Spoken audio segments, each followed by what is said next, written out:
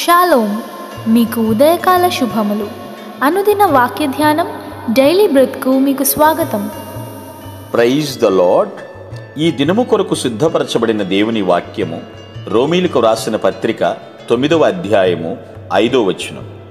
పితరులు వీరివారు, శరీరమును బట్టి క్రీస్తు వీరిలో పుట్టెను.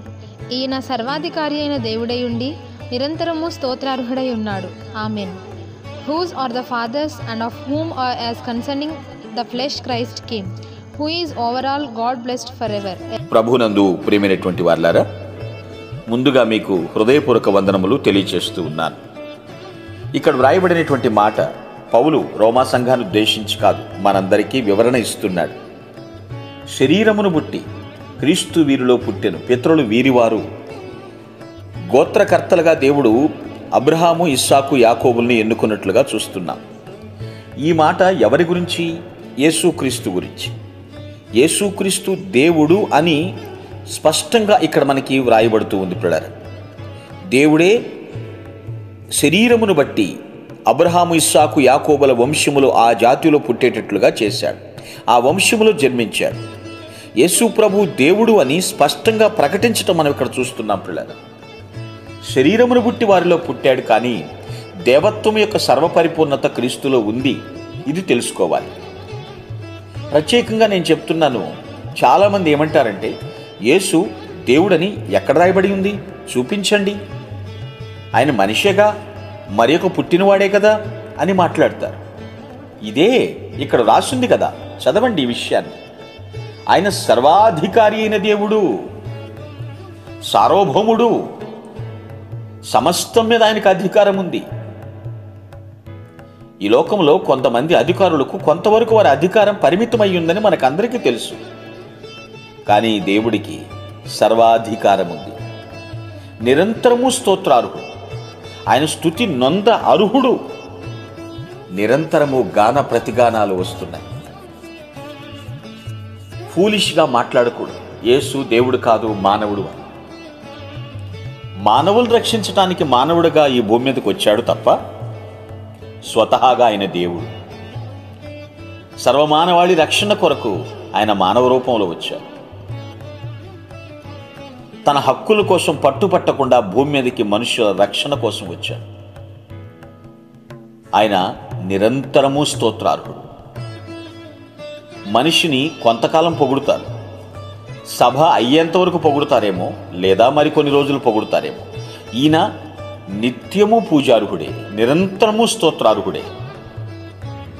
గాన ప్రతిగానములు విరామము లేకుండా.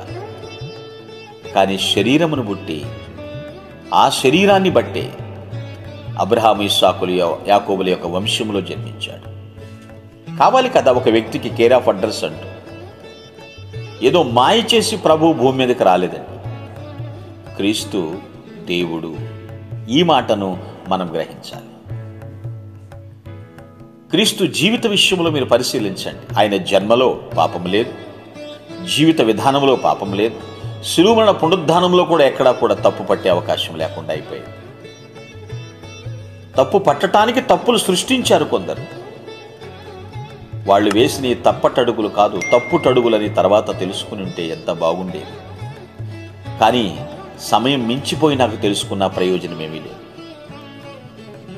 కాబట్టి క్రీస్తు సర్వాధికారి అయినటువంటి దేవుడు, నిరంతరము స్తోత్రార్హుడు. మనము ఆరాధిస్తున్నది ఆషామాషి విషయం కాదండి.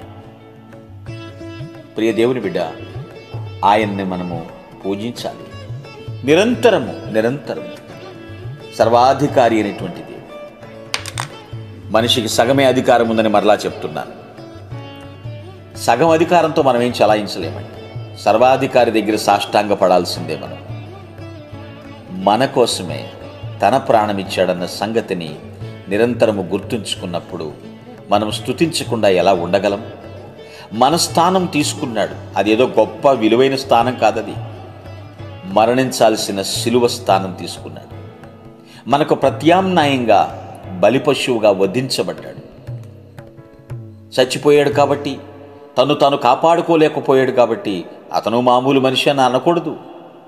సత్యం తెలిసిన వారు ఎవరు అలా అనరండి. ఆయన దేవుడు, ప్రాణం పెట్టడానికి వచ్చినటువంటి దేవుడు, ప్రాణం ఇచ్చినటువంటి దేవుడు, సర్వాధికారి అయినటువంటి దేవుడు. ఎన్నిసార్లు స్తుతించిన ఆయన రుణాన్ని మనం ఎలా తీర్చగలమండి? మన వల్ల అవుతుందా? కాబట్టి ప్రియులారా, ప్రభువుని దేవుడని ఒప్పుకొని నిరంతరము ఆయన్ని స్తుతించుదుముగాక. మీ కొరకు ప్రార్థించుటకు మేమెల్లప్పుడూ సిద్ధం. Praise the lord. ప్రభు నామమున మీ అందరికీ వందనములు.